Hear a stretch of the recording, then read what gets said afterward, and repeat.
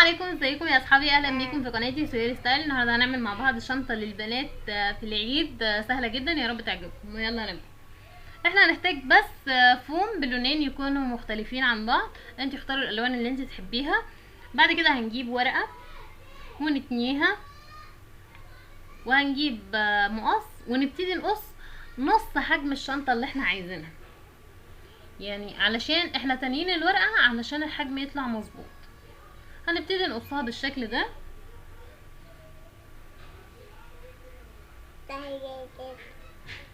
انا كده قصيتها. شوفوا لما نفردها تبقى بالشكل ده، هو ده وجهة الشنطة بتاعتنا. طبعا تقدري تعمليها بالشكل اللي انت حباه.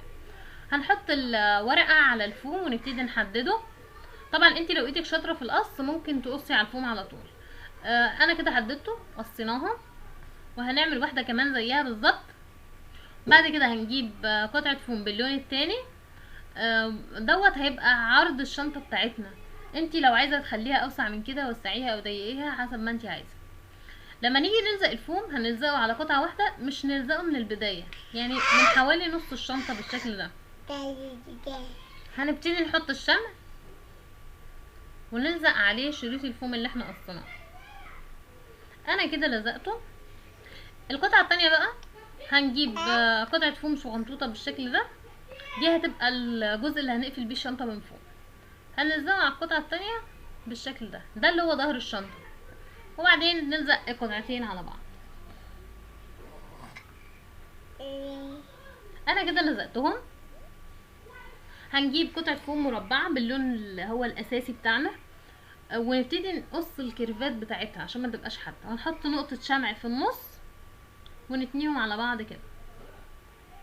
بعد كده نقلبها ونحط نقطتين شمع في الجنبين علشان نعمل الفيونكة بتاعتنا. هنضغطهم على بعض كده شوية لحد ما الشمع يلزق. وبعد كده نجيب حتة فوم صغنطوطة كده باللون التاني ونلزقهم على بعض. انا كده عملت الفيونكة بتاعتنا، وهنلزقها على طرف الشريط اللي احنا لزقناه قبل كده.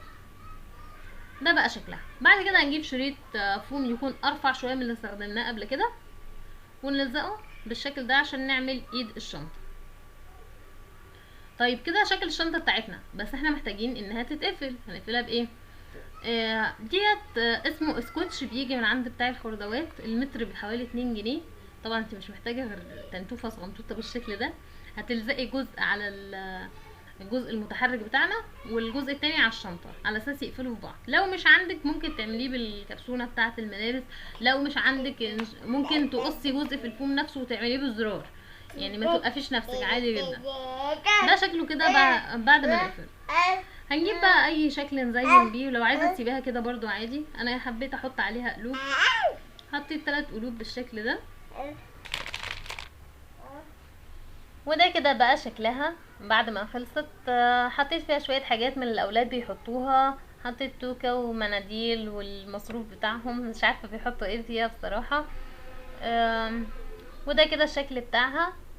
يا رب يعجبكم. لو عجبكم ما تنسوش تعملوا لايك للفيديو وسبسكرايب للقناه، واشوفكم الفيديو الجاي. باي.